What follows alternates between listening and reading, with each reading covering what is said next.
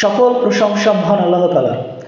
আজকে চলমান পরিস্থিতি আপনারা জানেন যে এই যে কোটা সংস্কার আন্দোলনকে কেন্দ্র করে বর্তমানে যে দাবি উঠেছে অসহযোগ আন্দোলন, এই আন্দোলনে আজকে গাইবান্ধার পরিস্থিতি যদি আমি বলি, আমি একজন আইনজীবী, আপনারা জানেন যে আমি গাইবান্ধা ডিস্ট্রিক্ট কোর্টে প্র্যাকটিস করি, আমি কোর্টে ছিলাম। আজকের যে পরিস্থিতি আমি নিজের চোখে দেখেছি যে এই যে পুলিশ আন্দোলনকারীদের উপর যে পরিমাণ আজকে বর্বরচিত যে হামলা চালিয়েছে, যে পরিমাণ গুলিবর্ষণ করেছে, যে পরিমাণ টিয়ার শেল নিক্ষেপ করেছে, যে পরিমাণ সাউন্ড গ্রেনেড নিক্ষেপ করেছে, এইটা মানবাধিকার লঙ্ঘন তো বটেই, পাশাপাশি এইটা কোনো মানুষের পক্ষে কোনো কাজ হতে পারে না।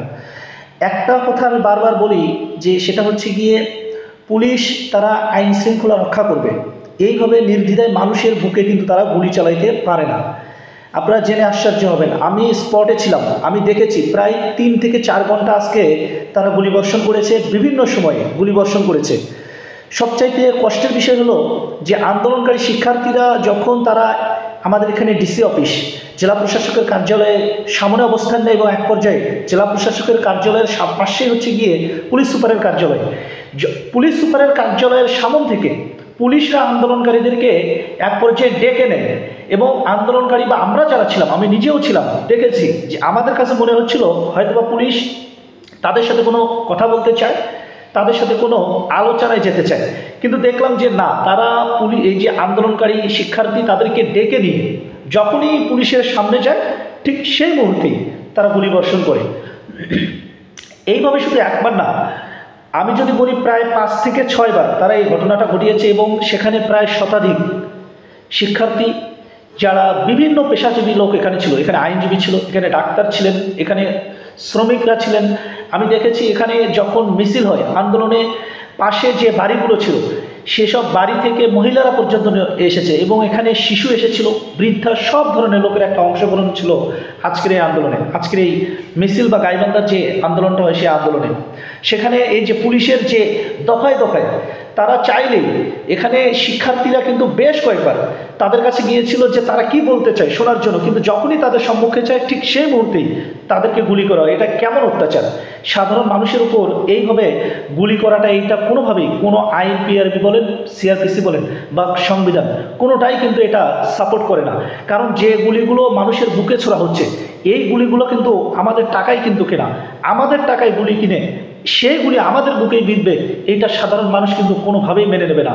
আপনারা জানেন যে বাংলাদেশের যে পরিমাণ পরিস্থিতি সৃষ্টি হয়েছে, এই পরিস্থিতির জন্য আজকে যারা দায়ী এবং এই পরিস্থিতি তৈরি করবার জন্য বিভিন্নমূলক উস্কানিমূলক কথা বলে বিভিন্নভাবে এই যে বক্তব্য দিয়ে আজকের এই পরিস্থিতি তৈরিতে যারা এই যে তৈরি করেছে, তাদেরকেও কিন্তু আমরা এখনও দেখছি এইভাবে বড় গলায় কথা বলতে।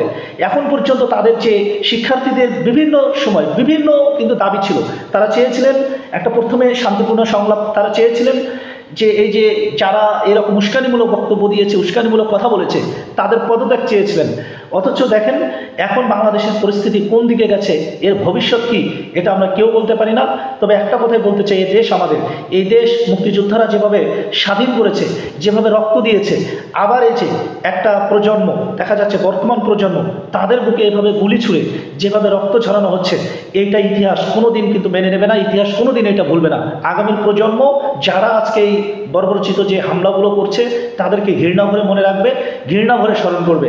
এবং যে প্রজন্ম আজকে মানুষকে পথ দেখাচ্ছে, আলোর পথ দেখাচ্ছে, স্বাধীনতার নতুন পথ দেখাচ্ছে, তাদেরকেও শ্রদ্ধা করে স্মরণ করবে বলে আমি মনে করি। সর্বশেষ একটা কথা বলি, আজকে গাইবান্ধার পরিস্থিতি খুব একটা ভালো ছিল না।